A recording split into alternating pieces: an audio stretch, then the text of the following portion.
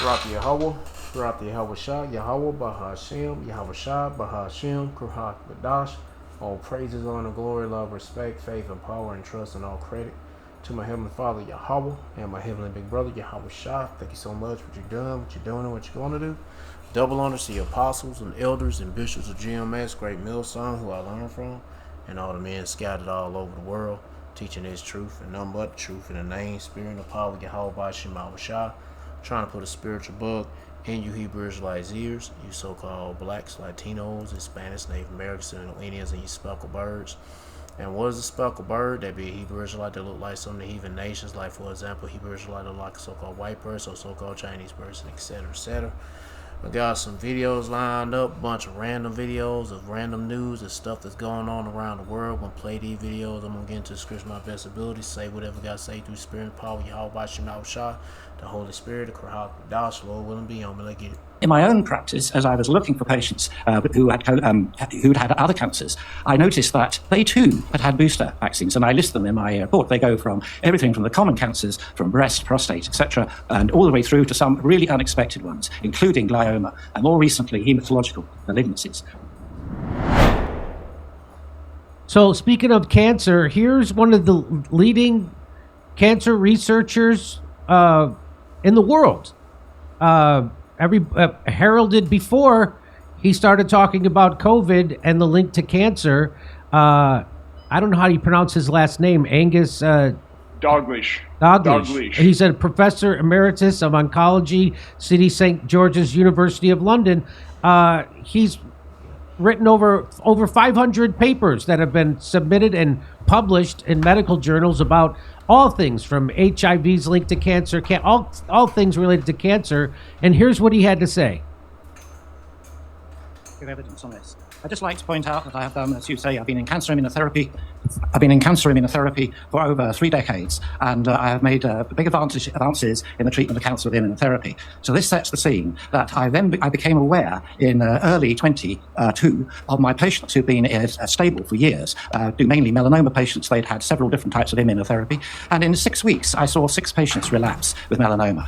They'd been stable for 3 to 18 years. They felt well apart from the relapse. And being investigative, I asked, what was the thing that was common? And the thing that was common is they'd all received a booster vaccine from their general practitioners. Now, I know that these cancers are totally controlled by the T-cell response, so I immediately suspected the T-cell response was being perturbated by the cancer. And initial investigations showed that this was likely to be true. However, there was then a paper published by some doctors in Madrid, which, and I quote, the paper is called "The Evidence of Exhausted Lymphocytes After the Third Anti-SARS-CoV-2 Vaccine Dose in Cancer Patients." I mean, this was absolutely staggering that they showed across hundreds of patients that you get this T-cell suppression. Hard on the heels of this were then numerous reports that following the booster vaccine, we were getting IgG immunoglobulins switching, so you converted the immune system from being aggressive fighting invaders to one of tolerization. So therefore, the immune system was tolerating the cancer, and this was the reason we were starting to see it. However, it is important at this stage to say that we were getting reports after I first reported this of other cancers. And my initial observation that this is all due to T-cell suppression started to fade into a perspective that other actors were at work with the vaccines. Colorectal cancer was being reported by my patients, by my fellow surgeons, as presenting late, stage 4, not stage 1 or 2, and early, in patients in their 20s and 30s and 40s, in a way that we have not seen before.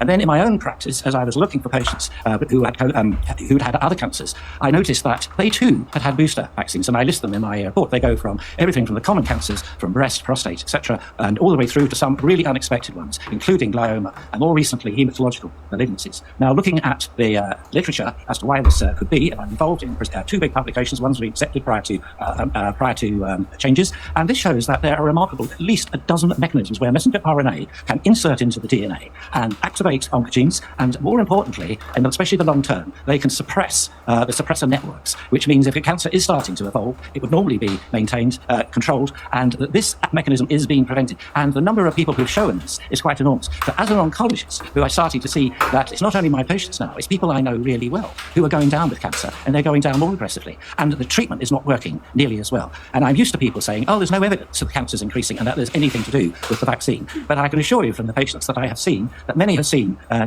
dozen doctors before. Not one of them has ever asked the vaccine history. So of course they see no evidence. vaccines. And my full detailed research into messenger RNA vaccines, and I was on the scientific board of a company claimed to be the messenger RNA vaccine company for 5 years, left 8 years ago. So I know a lot more than the average clinician. And myself and others feel that there is no way you can control this technology and its use for future. So there he is telling you the mechanism of how the mRNA vaccine suppresses your own body's immune system, your T cells, and it makes it tolerate cancer, which is why people are showing up with what they call turbo cancers. All of a sudden, people in their 20s, 30s, and 40s showing up with stage 4 cancer. And so they'll say, oh, there's no such thing as turbo cancer. But of course, again, this is not a quack. This is not a fringe doctor. These are the leading doctors in the world telling you this. And of course, they're being suppressed and discredited. And now there's been a move to make all the vaccines mRNA based. Have you heard about that? Well, it should concern you. It's being used in veterinary medicine as well. I think that's the whole purpose of this thing. This mRNA platform can be such a profitable platform. You can, bring out a new variety almost overnight. So they really wanted to use this, but as this, oncologist pointed out, he'd been involved in research with mRNA. It never succeeded. It just never worked. They couldn't control it, and so they never used it in cancers, even though that might have pretty promising use right there. No, they wanted to be able to give it to billions of people, and that's exactly what they did. But again, what he's talking about is overwhelming evidence, which isn't proof. I run a podcast. Well, anyway, since the ad came up, you can watch the rest of the video. They go to title. They go to the title of the video, the channel right there. Yeah, we got to get out of here because Esau. I don't know how to say this, bro, but my goodness, I've been mad all fucking day, boy. Angry as a mug, and all I can tell you, man, we got to get out of here. Because what's next? And plus, these niggas, you ain't got to get the vaccines through the shots. You can get it through your fucking food. And these niggas have put this same shit in the food.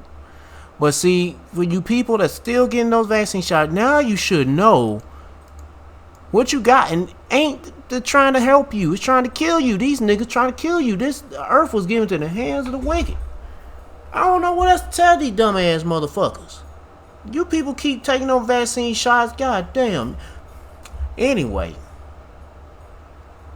Let me see. Ecclesiasticus chapter 12 verse 3. An unwise king destroyeth his people. And that's that Esau, the so-called white man, but he ain't white. He's red. He's a baby dick sucking Jewish faggot nigger. Amalek is an unwise king. Clearly. They're giving you something. But you dumbass people are fucking stupid. You've been warned by even these experts that's been pretty much lost their credentials for speaking out on the truth about what these vaccines and shit can do. And but now it's coming out even more. Anyway, and these devils still, you people gonna still believe this damn devil. I don't know what else to tell you, man. All I can tell you that, hey, you got what you got what you people deserve. Shit. Anyway, let's get to the next one.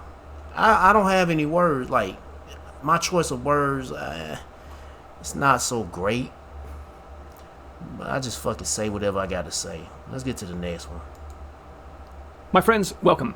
There is right... And whatever I'm about to say, I ain't taking this shit back. Or what I just said, I ain't taking shit back. Shit. Now, a group of people working together to achieve a total... Here you go with food. Food that'll give you cancer. Some goddamn... You got vaccine shots that change your DNA and RNA or whatever. Now you got the shit that's going to... The crops is going to do the same thing. Esau just fucking with every goddamn thing. I mean, fuck. Everything that the Lord created, this nigga trying to fuck it up. Take over food production on this planet. They want to divorce humanity from its ability to feed itself.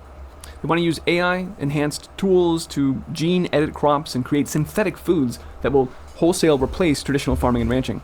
Now, at first glance, this appears to be an organic process. Legitimate companies with natural market forces using venture investment to achieve progress for all mankind. But when you look under the hood, you quickly see that this is actually a ruse, a contrivance that's meant to deliberately obfuscate the truth that this is actually a vertically integrated, ideologically aligned group of technocrats that are being deployed in order to achieve this... Yeah, and they're called Edomites.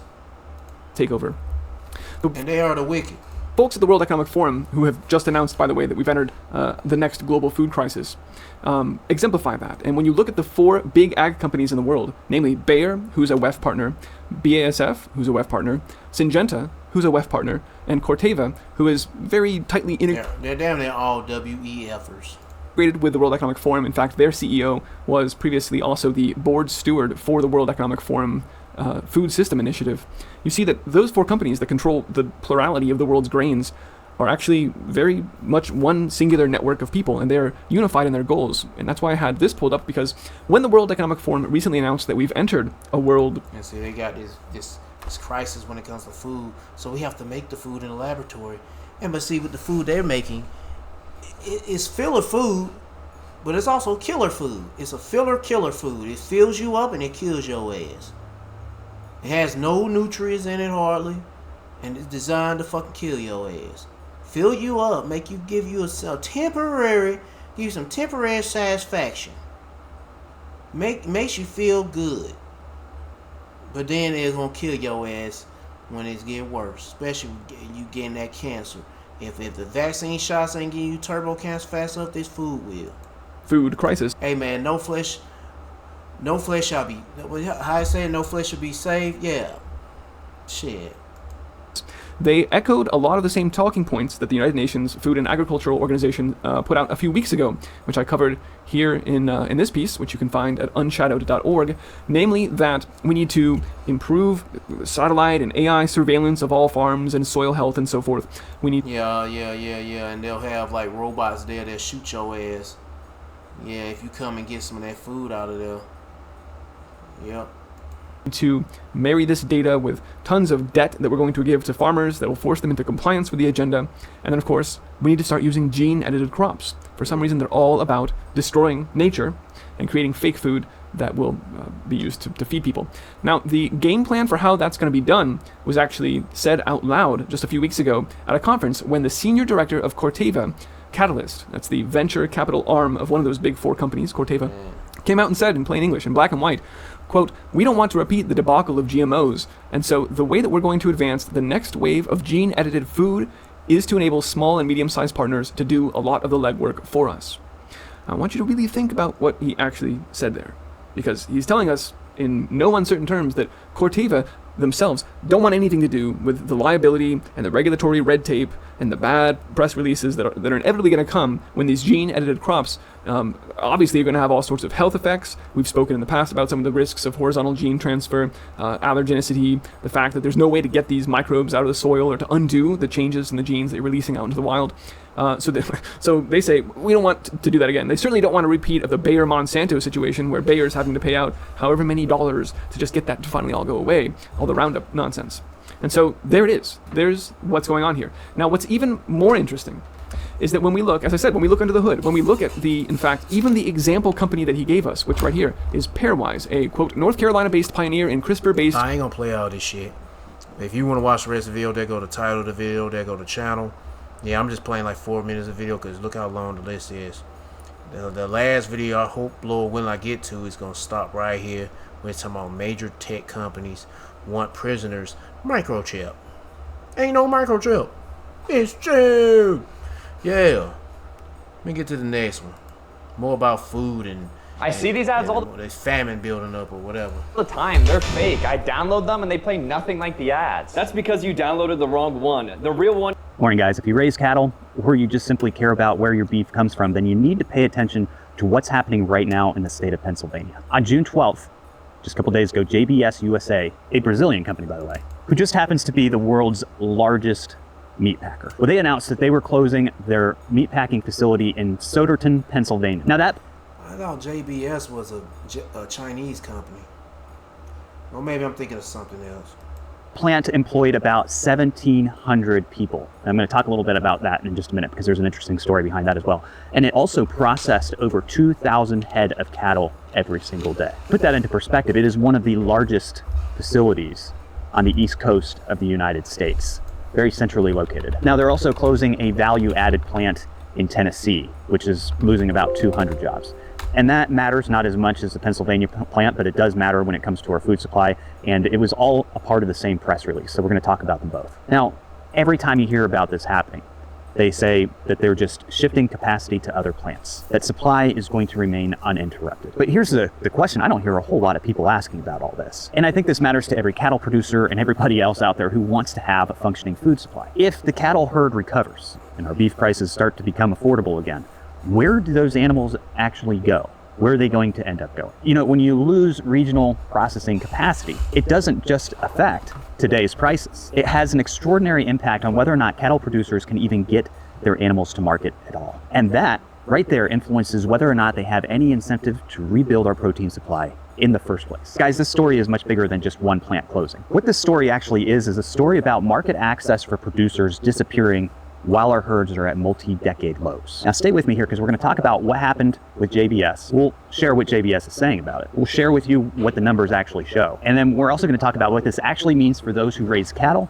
and what it actually means for the consumer. So in JBS's June 12th press release, they called this network changes to strengthen operations. I think the exact language was something along the lines of targeted changes, growth modernization, and long-term competitiveness. They say that production from Soderton and Memphis will simply be absorbed into the rest of their network, strengthening their position, making food processing more affordable. I love how they twist these things. Now, of course, they said that these decisions are never easy to make and that they're going to be helping all of their team members transition to new careers. HR is helping them with their resumes, finding new jobs, all the good stuff for everybody except for the cattle producers. And that's usually, what we hear in corporate statements like this. But now let's look at what is actually leaving Pennsylvania. This is where this story gets a little more concrete for producers. In the last year alone, and I'm not talking about going all the way back to COVID, because if you go all the way back to COVID, we've seen a lot of processors, a lot of capacity come offline. But in the past year alone, while the herd has been at its lowest since the 1950s, okay, we've seen a lot of large capacity facilities come offline. In January, many of you probably remember that Tyson closed its Lexington, Nebraska plant.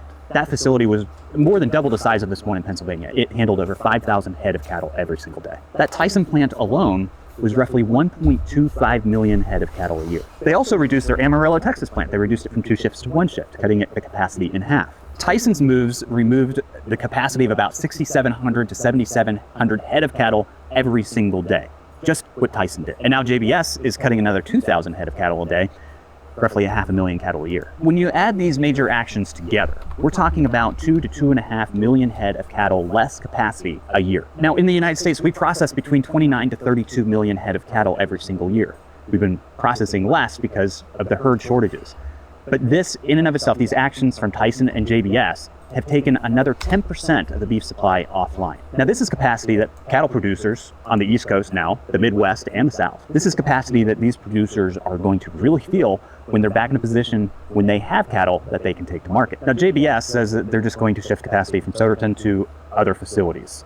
Nothing's going to change, right? We heard the same lines coming out of Tyson when they shut down their Lexington, Nebraska plant, when they shut down half the capacity of Amarillo. All that means is that that's going to keep some of the national numbers from dropping sharply on paper. But it doesn't replace the regional access and the relationships that producers rely on. That simply disappears for cattle producers. And it's kind of a major thing to have. These cattle producers have fewer realistic options of bringing their animals to market without having to haul long distances. And this is where it's actually tightening the bottleneck of whether or not our national herds... I ain't playing no more of this, but if you want to watch the rest of it, they go to title, they go to channel.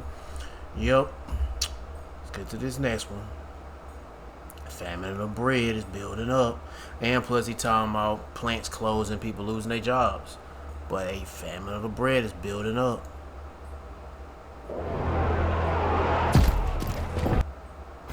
What if I told you that there's a state here in the United States that is considering banning hunting, fishing, and also research on animals? You think that's false? It's not. This is something that they're trying to push through. I want to break this down because what is concerning about this? Now, many people are going to say we're all for the safety of animals, but at the same time, some are going to say, well, what about the prices? The American people are already paying record prices for everything from chicken to beef to pork. Just ground beef alone is about $6.75 a pound here inside the United States. And for something like a standard beef steak, you're looking at about $12.80 per pound. Again, it's ridiculous. But look at the state that's actually considering banning hunting and fishing. Look at this. Breaking news in Oregon, there's a new bill that's being passed that would effectively ban hunting, fishing, and livestock raising, and anything to do with... Livestock raising? You know what they about to do. They about to bring in them chip implants, bro. They about to bring those motherfuckers in soon to come. And they want to make sure that everybody's hungry, starving, desperate enough to get that shit. Banning. And people gonna be like, man, fuck you. Who's gonna... Hey, man, I'm not those people, but I bet you these people gonna be like, fuck you, motherfucker. Hell yeah. Oh, no, maybe not. They might be so stupid, they might fall in line, like, okay, whatever you say, Big Daddy Government, Esau, Amalek. Shit, ain't no telling. But then again, they might say, fuck you. Yeah, they might say, fuck you. Sedition among men. And they gonna be busting their split wits. Don't tell me how to hunt nigga or fish. And hell, talking about some preserve wildlife, like they give a fuck. Hell, Esau goddamn giving the deers fucking, what they shit called? Zombie virus disease. They doing something to these animals. The fish, the deers, the whatever they hunt. They doing something to turkeys. And now they going after livestock. The cows. I ain't gonna throw in no pigs. You don't put eat pigs anyway. Chickens. The bird flu. Anyway, shit, bird flu fucking up everything they say. I don't know. I gotta tell you, man. Some shit is happening, bro. Seek the Lord. If you don't believe it, don't give a fuck. Kick rocks, bitch. Damn, I can't stand people. Anyway, I ain't gonna say no more. Turning that livestock into little pieces that goes into your freezer and consuming it. Get this, it's called the Peace Act, or Initiative Petition 28 in Oregon. It's a proposed... Peace, whatever, nigga. They speak peace, and there'd be sudden destruction. ballot measure seeking to criminalize most actions that harm or unalive animals, effectively aiming to ban hunting, fishing, and livestock slaughter. Well, guess what? People ain't gonna give a fuck when this famine hit. People gonna be killing. They don't give a fuck if it was a little baby deer. They gonna blow that fucker away. Esau kill any damn thing you see, and Jake gonna be out there with his BB gun trying to shoot shit up. Shit. Heck yeah, son. Everybody gonna be out there shooting birds, crows, fucking frogs on the ground. I mean, anything to eat when this famine hits, or either eating themselves. Shit. And hey, what happened? Was it Great Depression? To my all them deers, the population of white-tailed deers damn near was extinct. Yeah, all them niggas out there don't eat them. Mostly Esau out there either kill them to eat them or for game. Mostly to eat. But shit, they was out there goddamn hunting them deers down. I wouldn't be surprised if damn Esau back then was killing Jake and eating them. And it probably was. Them niggas was out there probably killing Jake and eating them. Shit, you know the history about Esau, these crackers down eating Jake up. Yeah, eating you so-called Black Latinos and Native Indians. Shit, read Delectable Negro. Shit. Crazy as that. Okay? Now, the reason I bring this to your attention is because a lot of people use hunting and fishing as a way to put food on the table. This is something that many people, and I've been getting a lot of reports on this, people are furious. And not just those that live in Oregon. Now, I live in Washington State, very close. Here's the concern. Oregon's been doing some interesting things. A lot of people aren't happy with it. But here's the reason why I'm bringing it to your attention. If Oregon does this, we've seen the same stuff go down in California as well, where California does something, they pass a measure, and then other states are looking at... Other states follow. And it ain't just California, but New York too. California like, that might work for... And if it ain't happening anywhere in another state in the United States, it's happening in another country like China. Whatever China does, everybody gonna follow China. Shit. Us too. If Oregon does this and it passes, this could actually hurt more states. But look at this. A petition for a total ban on hunting and fishing now gaining momentum in Oregon if passed, the so-called Peace Act. You know that shit is a damn lie. But they want to throw them numbers up. I want to play this for you, okay? Listen to what they're saying on this this interview. Look at this. Suicidal empathy, when we talk about some of our policies, this is even worse than that. This is getting completely detached from what it means to be a human being, to be an animal as well, a part of the ecosystem that created us. I think they have like 125,000 signatures, which is about 10% of their voting block. Only about 1.2 million people vote in Oregon. But even like the Democrat governor's against this, because it's not just hunting and fishing. That's one thing. This goes against husbandry. This goes against ranchers, which is livestock. Anything to do with livestock.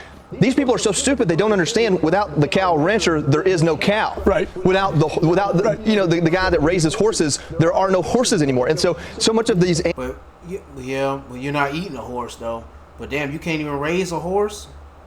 To raise a horse to ride on and shit, man. Not to eat, but ride on. You're not supposed to eat a horse. Animals' existence depend on humans now. Now we've had an impact on animals. You talk about ground birds like quail and things that we hunt. In the state of Georgia, if hunters didn't hunt quail, there would be no quail in Georgia. That's true. But get this. Not just are you going to lose out on some of the ranchers if this were to pass. And again, I'm bringing this to your attention. Eat quail. Them little suckers got too many bones. Not because I think this is going to pass hands down. I think it could be very difficult. But at the same time, again, this is Oregon that we're talking about.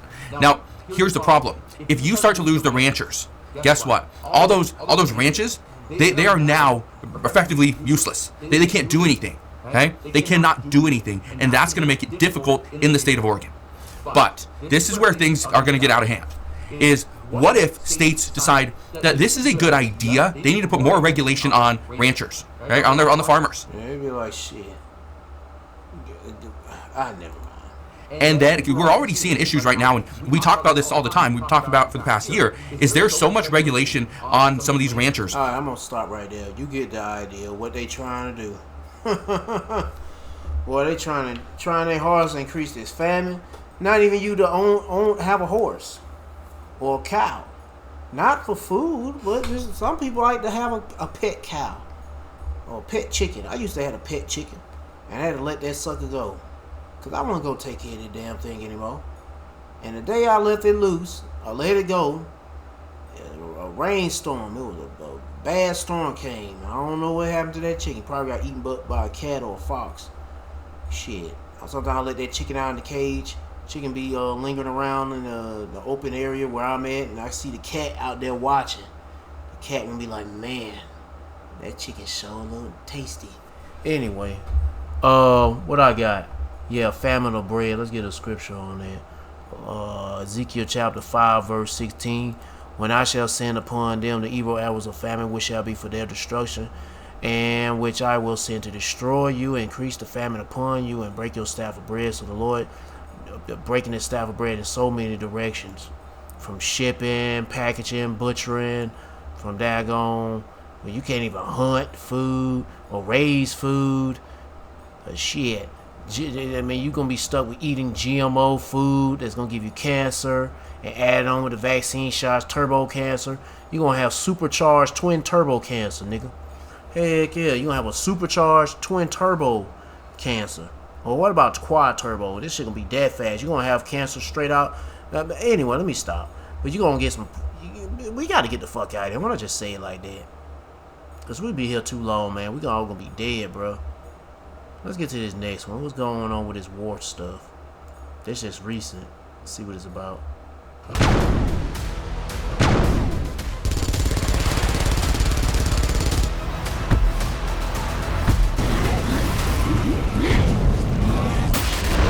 California, Edwards Air Force Base in Kern County, California. That base has put out the following alert, and it reads like this.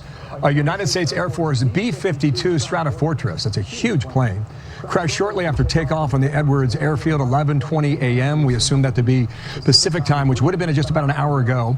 The statement continues, emergency crews immediately responded to the scene. Situation's ongoing. More information will be provided. Where's the rest of the wreckage at? As it becomes available. So you can see there that charred runway, that tarmac in Kern County, California. What we don't know is how many people might have been on board, crew members. Well, where's the rest of the plane at? Where's the frame? What they got? I guess they don't want to show it because, you know, it might be graphic to some people. Be like, oh my goodness, the people who died in that plane have been burnt to the frame. Well, I guess not burnt to the frame. I don't know. Where's the fucking plane at, nigga? We don't have an idea just yet. No word on the pilots, whether they're able to get out or not, or even the cause of this. So at the moment, we're in the very early stages, but wanted to share that live picture with you out of California. Make sure to follow me on X for updates and join me for the live streams. But I'm like, yo, where is the fucking plane at? Let me see. Yeah, fuck. This is... Okay.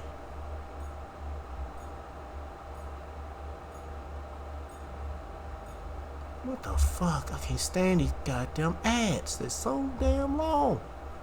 Shit. Oh my goodness, what the fuck? My fingers are acting dumb. That's not what I want. I was looking, trying to find that movie. That's not what I want. Oh, don't wonder. I'm copying. I post. Oh, 8 people dead.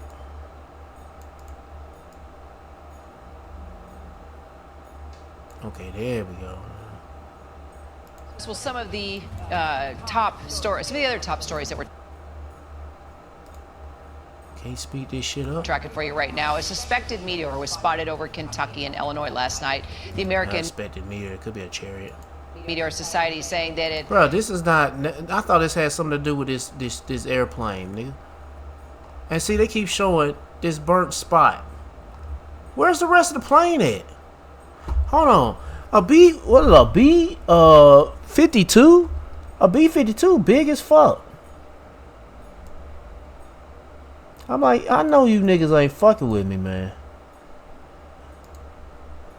A B-52 is a big ass fucking plane. Where the fuck is this shit at? That don't make no damn sense. How can that shit just disappear and it just that's part of the plane? No, that's the size of a fucking car, bro. These are the trucks and shit. So like, where is the fucking plane at, bro? It's just a burnt spot right there.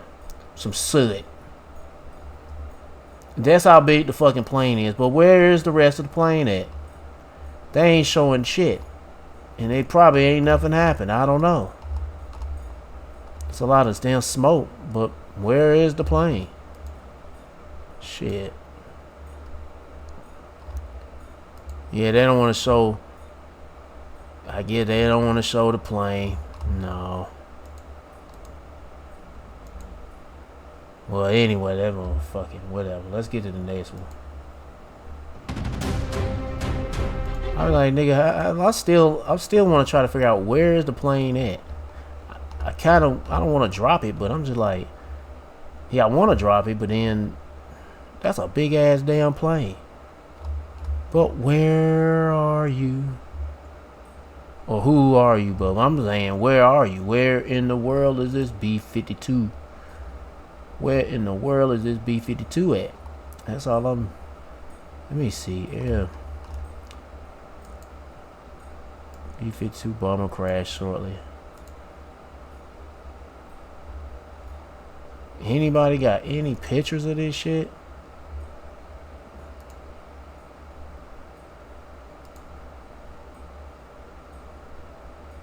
Everybody from Fox News and this and then that, AP News, all of them showing the same fucking shit, same image. But where is the plane? Anyway, let's get to the video. And what they saying. Protesters in Philippines demand complete withdrawal of U.S. troops. Yeah, they kicking them niggas out of there too. In-base access over Iran war. So the United States is not wanted nowhere, bro. Just like Amalek. You might as well just say United States of Amalek military don't want to be. These people don't want them motherfuckers anywhere in their country. Tensions erupted in the heart of Manila. On a day meant to celebrate Philippine independence, hundreds of protesters marched toward the U.S. Embassy, tore down barricades, and demanded an end to America's military presence in the country. The dramatic scenes unfolded on June 12th as demonstrators accused Washington of dragging the Philippines deeper into regional conflicts and foreign wars. The standoff threatened to spiral out of control. The protest took place during the Philippines' Independence Day celebrations. Organized by left-wing groups including Bayan and several progressive organizations, the rally focused on growing opposition to expanding military cooperation between Manila and Washington. Protesters gathered along Calao Avenue, carrying banners, flags, and placards criticizing the presence of U.S. troops and military facilities across the archipelago. Yo, I'm gonna stop right there and read it. Jeremiah chapter 51, verse 7. Babylon, talking about America, has been a golden cup in the Lord's hand that made all the earth drunken. The nations have drunken of her wine, taken in of philosophy. Therefore the nations are mad. And he's just talking about, well, angry, meaning mad, being angry. But also, no, angry is being like mad. No, mad, when they say mad, is like going crazy. But also, what about angry? Yeah, and these people are angry in the United States. Y'all welcome United States in, because you probably had no choice but to, because y'all probably gonna be threatened by these devils, especially by the dollar and shit. If you don't accept it, then you know you gonna be next to be dropped the bombs on and shit. Yep. So they said, yeah, but this what happened. Yeah, now they revolting against America. Oh, this is like all these other countries are sick and tired of America. Their main demand was clear: remove American troops from the Philippines. We are here to condemn the U.S. for its expanding U.S. military operations and presence in the Philippines. We are here to condemn the U.S. acts of aggression in West Asia and other parts of the world. We are here to highlight that the Filipino people are standing up for genuine freedom. We do not want our communities to be dragged into the proxy wars and conflicts of the U.S. As the march approached the vicinity of the U.S. Embassy, demonstrators attempted to move beyond the designated protest zone. Police officers had established multiple layers of security barriers around the embassy compound, but protesters pushed forward. Videos from the scene showed demonstrators dismantling sections of steel barricades and barbed wire fencing as they attempted to advance closer to the diplomatic facility. A brief confrontation followed. Police moved quickly to contain the crowd and prevent protesters from breaching the embassy perimeter. Authorities eventually restored order and prevented the situation from escalating further. No major injuries were reported. The protest later continued peacefully as organizers completed speeches and political activities. At the center of the demonstrations was opposition to the Enhanced Defense Cooperation Agreement, commonly known as EDCA. The agreement allows the United States expanded access to several Philippine military bases. Supporters argue the arrangement strengthens national defense and helps deter external threats. Critics, however, believe it undermines Philippine sovereignty and risks drawing the country into conflicts beyond its control. Many protesters expressed concern over rising tensions in the South China Sea. The Filipino youth calls for genuine independence, and for that to happen, the United States has to step off Filipino land and has to take away all the policies that are continuously influencing and are being used to benefit them, not us. Now we have the Enhanced Defense Cooperation Agreement, Mutual Defense Treaty, VSA, that continuously allow U.S. military to step on Philippine soil and use our resources for their own capital profit and gain. Yo, what the fuck is this? This is a grown-ass man with a backpack, Pikachu backpack. And this one right here look like a, I don't know, this nigga got a purse. This ain't no female. I think that's a nigga with a purse. Others criticized what they described as increasing American military influence across the region. Several speakers also condemned ongoing U.S. military operations in the Middle East and voiced opposition to American support for Israel during the conflict with Iran. Demonstrators warned that deeper military ties could transform the Philippines into a front-line state in future geopolitical confrontations. The protest reflects a long-running debate. Alright, well, I'm gonna stop right there. But anyway, enough heard. Uproars of people. They tired of America. America ain't wanted in their country no more. Shit. Anyway, next video. Getting strange disturbance readings from the sensor.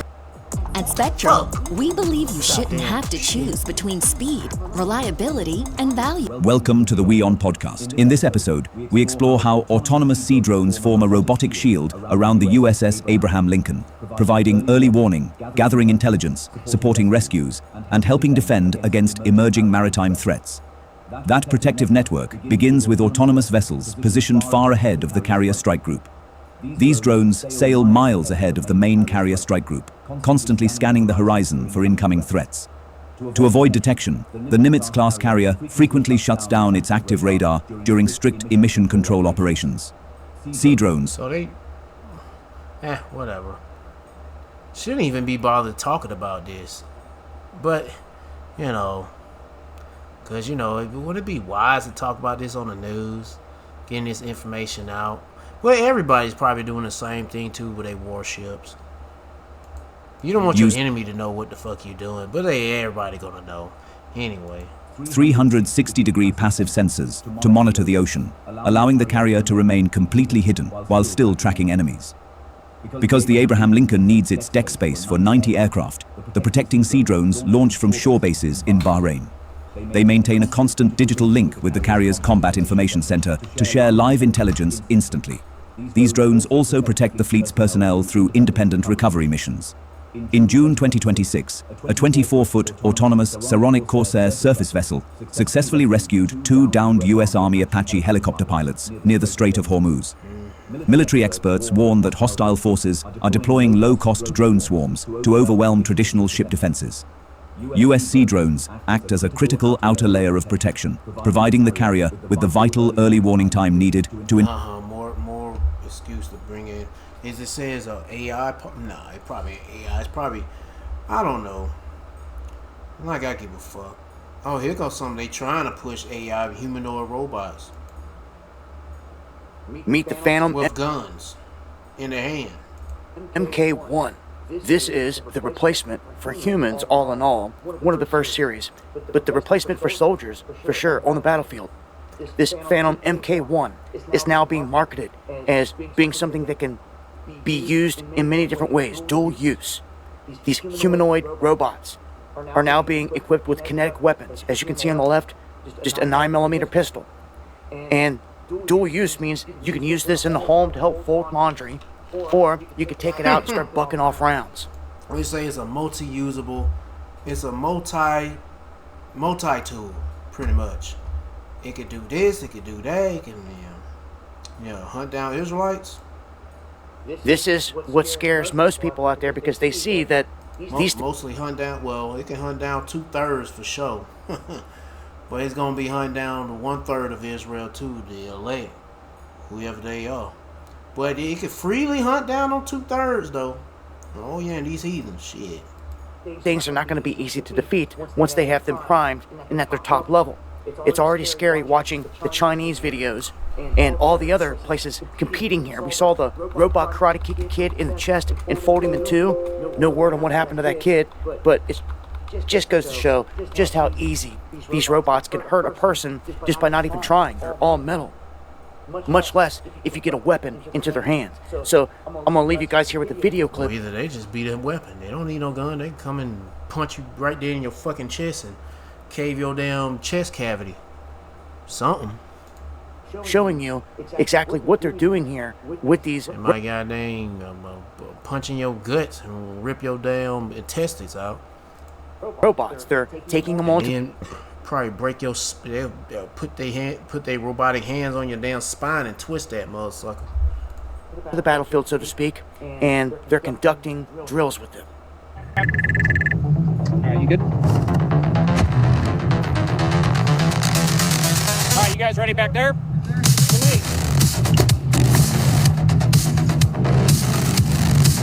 And you can see that this bot is loading mortar rounds. This humanoid robot loading rounds to be launched on the enemy. And that is a closer look at our replacements that are here. Join me for the... That's a gay ass. Who the hell edited that shit? I want to see it all. I guess he had to edit because of copyright strikes. Or copyright, not strike, but copyright thing. What's the name of this faggot ass robot? The Phantom MK1. Sounds stupid.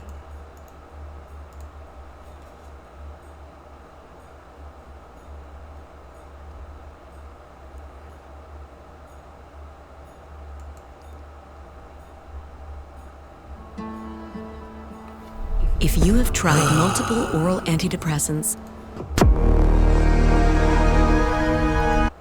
direct acknowledgement from... Oh, I'm about to say, I hope this ain't no full AI generated video.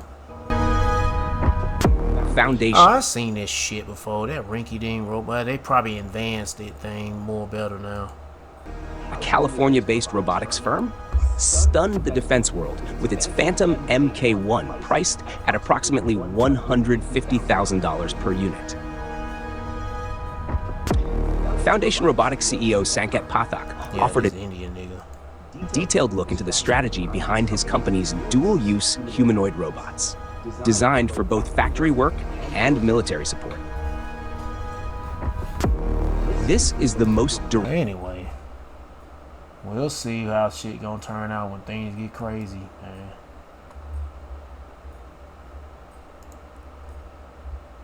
Shit, you may not be impressed by what these things can do right now, but I'm pretty sure it's 7:44 on the clock. Well, now it's not, but I'll praise y'all about Shema Shah, but I'm pretty sure the stuff they showing you here ain't shit. It's top surface bullshit. The underground technology they have that we haven't seen yet, they're gonna unleash that shit, cause this ain't nothing.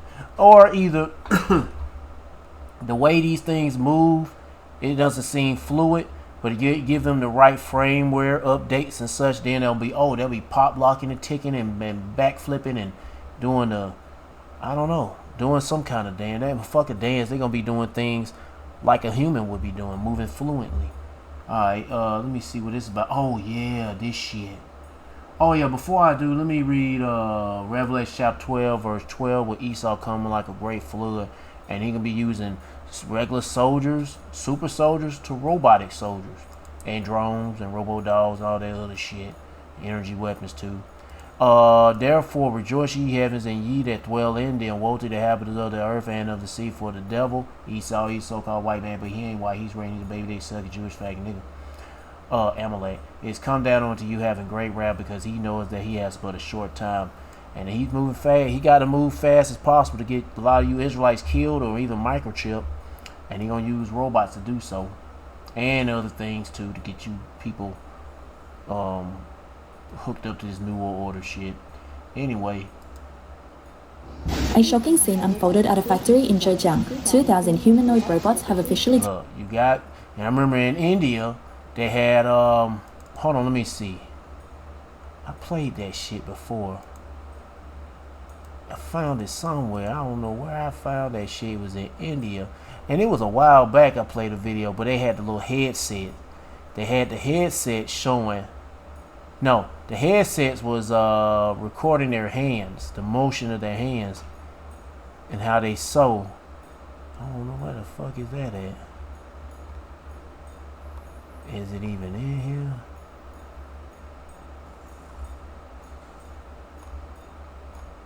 Nah, I don't have it in here. Alright, India. I might not be able to find it. Indian, I just put in fucking robot, Indian robot sewing. Fuck, I forgot how you spell sewing. Shit, I'm losing my damn memory.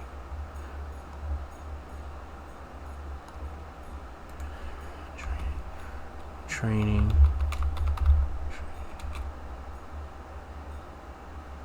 Here we go. Yeah, here we go. And they training. Yeah,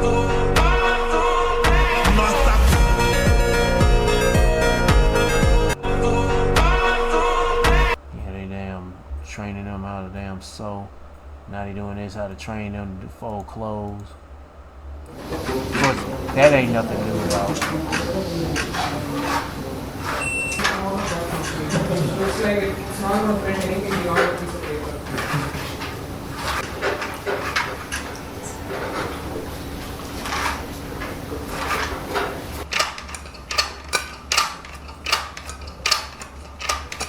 Who will give you money for 1 hour, 250 rupees just doing your house? It's funny. These stupid heathens are setting themselves up for destruction.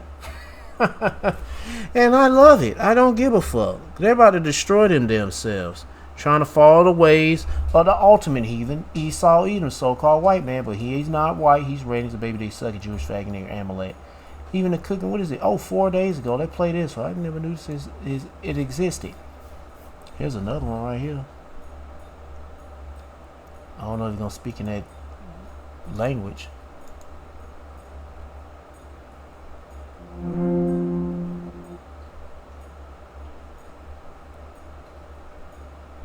This is a vegetable market in East Bengaluru.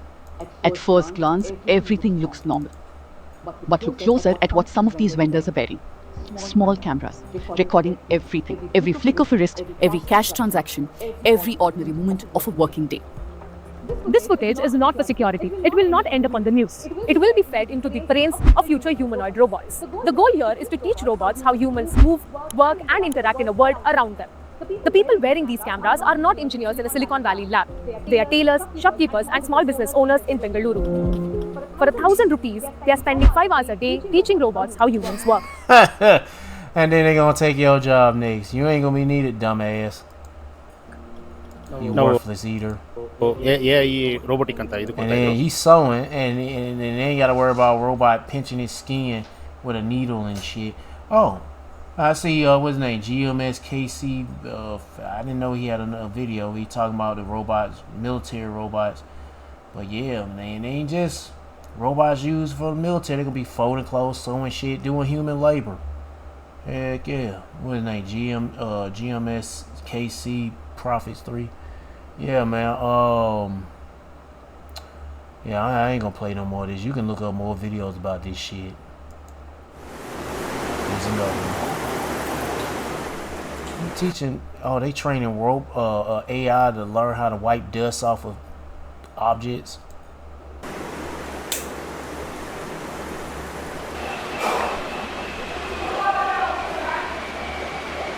Oh, ugly ass heathen.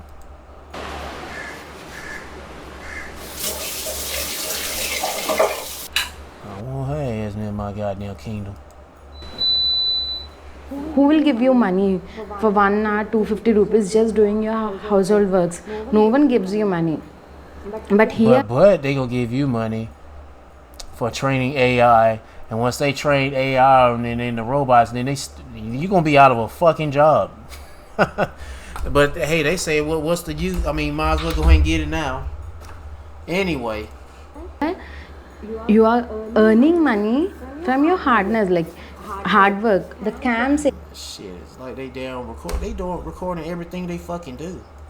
Is like hands are not detected, hands are not detected all the time. If it's not detecting the hands, frankly speaking, it's a little bit irritating sometimes because it's keep on shouting, you know, and your both ears are here and your phone is here. Alright, anyway. Enough of that shit. Taking their places as sewing machines, working alongside human employees. Overnight, the clothing industry has been turned upside down. This video shows what a hardware processing factory in Jiangsu, China actually looks like today, where a workshop that once needed around 50 workers has now been almost entirely taken over by smart robots. There's no payroll to manage, no social insurance contributions, no sick days or no shows. The machine just run around the clock, day and no smoke breaks. night. I think they said that. Working tirelessly without complaints. The person filming even pointed out that aside from recording the footage, the workshop lights wouldn't really need to be on. It naturally raises the question, how are regular workers supposed to compete with this level of automation? Is the rapid technological process really improving people's lives, or just quietly pushing them to the side? On May 15, CCTV reported that humanoid robot workers at the China... But don't worry, hell, they got something in store for every human beings on the earth. UBI. Universal Basic Income, where everybody get paid to do shit, nothing. But you got to get a chip inside. Yeah, you got to get the chip implant inside your ass though, and you might still not get shit. Post grounds we need the Lord, man. Regional Distribution Center have officially gone into operation. The robots are now handling sorting tasks at more than 85% of human efficiency, with a peak throughput of up to 1,200 parcels per hour. A blogger posted a video claiming that the era of the labor rush is over, saying that in a workshop in Guangzhou that once employed 77 workers, after robots were installed, only one person, the cafeteria staff member, was left. One blogger noted that even the e-commerce industry is now falling prey to AI. How far has AI come in Hangzhou? Look at these computers. There's no one there, yet they're operating on their own. Look at them. They're moving by themselves. Why? This is what's called a dark office, and it's used for cross-border e-commerce. In the past, people had to manually upload links and list products one by one. Now, with AI, look, all these computers are operating on their own. Work that used to require 100 or 200 people can now be done by just a few. It's really unbelievable. And then you got the lawnmowers, so you know they got robotic lawnmowers and shit. But they ain't got them perfected well, but it's sort of, you got to program this shit to snow your yard. But anyway, I ain't gonna play no more of that. Let's get to this next video. Hell, I'm almost done. Let's get to this. What's going on in Venezuela? This was a couple days ago. For many Venezuelans outside Caracas, blackouts have become part of the daily life. Businesses have shut down, students can't go to school, there is no internet. Residents in Valencia say basic routines have become difficult during the long... It's like Cuba, with you Israelites getting jacked up.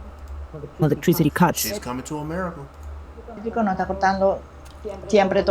power cuts are affecting us every day, sometimes for 8 hours, sometimes for 5. Right now, for the past 3 days, they restore the electricity for 1 hour and then cut it again. We charge... You know what? This ain't like Cuba, because Cuba, I think they don't have none at all, no electricity. They've been out for electricity for, I don't know, months? Yeah, I guess so, about months, I believe. Your phones, but the ice has melted, the ice cream has melted, and that's how I make a living. The instability. It curses the Lord kicking y'all asses. Better dish that down Jesus Christos, nigga, and call on Yahweh Shema Shine, and worship him. It stands beyond electricity. Oh, and even water is out, yeah, because it needs electricity to run that water. Hey, the fountain shall be Hold on, how that scripture go?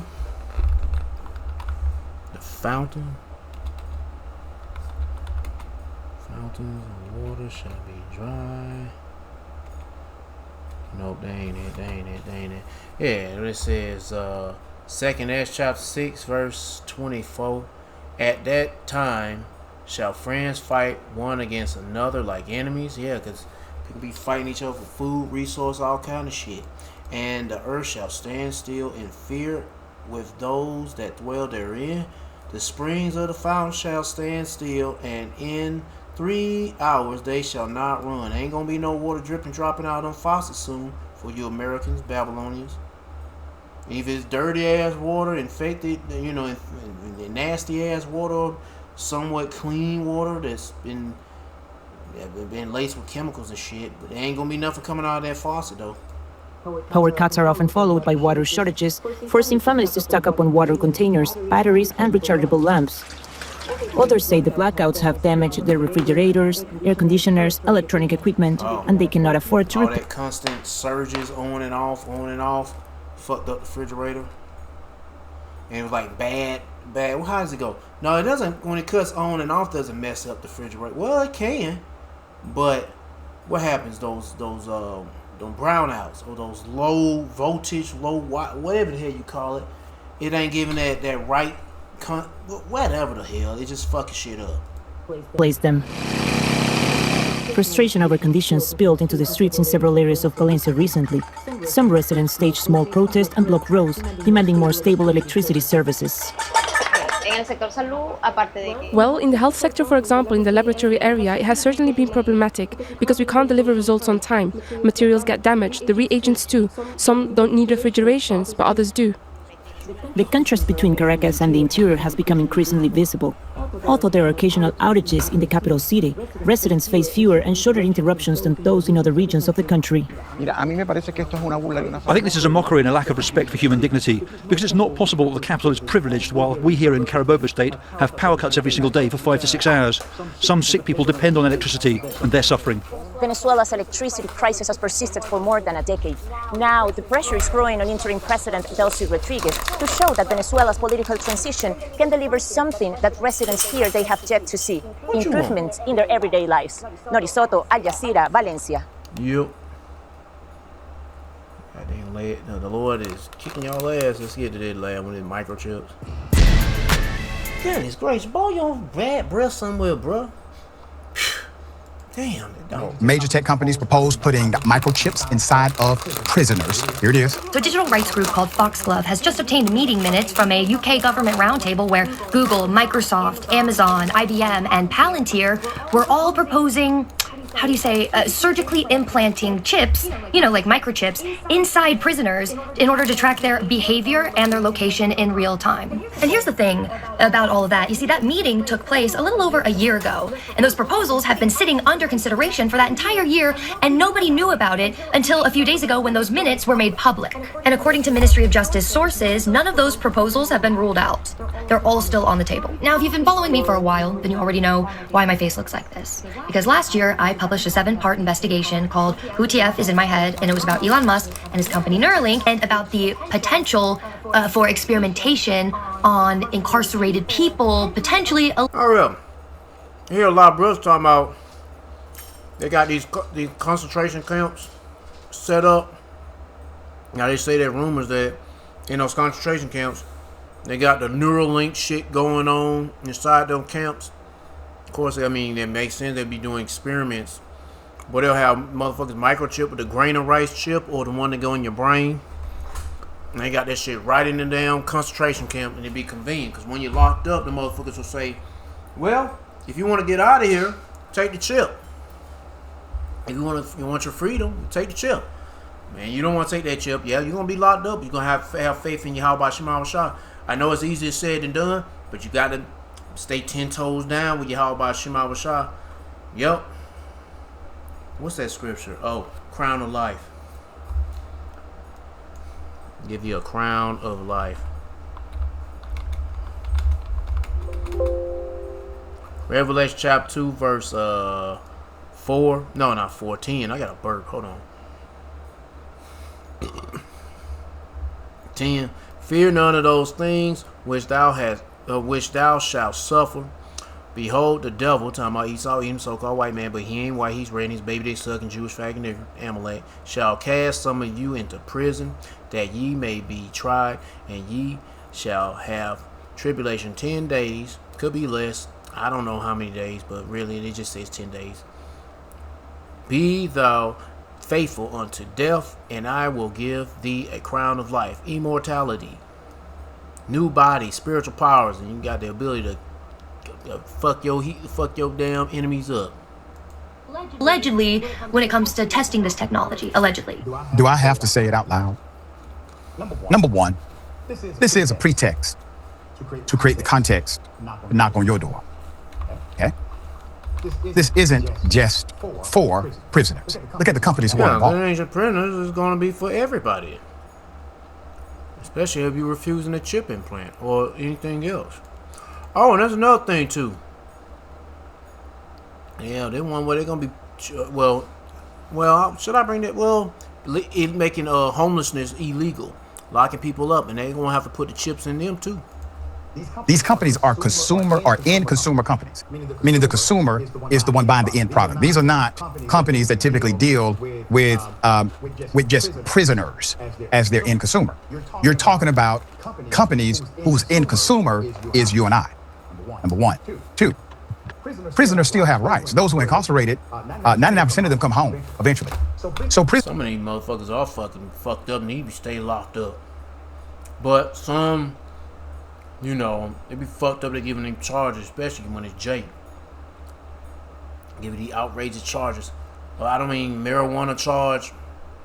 Get 20 fucking years for a fucking 1 ounce of marijuana or some shit. I don't know. Prisoners still have rights. And do they have a right to say no to this proposal? And lastly, if this happens, which we are hoping it doesn't, it's a ridiculous idea and erodes more of your sanctity and rights as a human being. If this happens, well, that means that wherever they go, once they are released, individuals who are formerly incarcerated, do they keep the chip? So that means everywhere they go, the chip is still activated, even in your... Yes. Because they want to keep the chip inside you anyway, because they're going to want everybody microchipped. So they might as well just keep the chip inside that guy. Yep. Home and restaurants, etc., etc.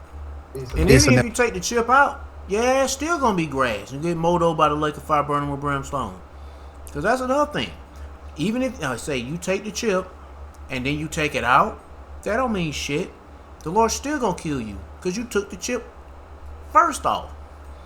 Or this worst thing, they forcing them to take the chip. Look at that. They're talking about inserting microchips. It says major tech companies propose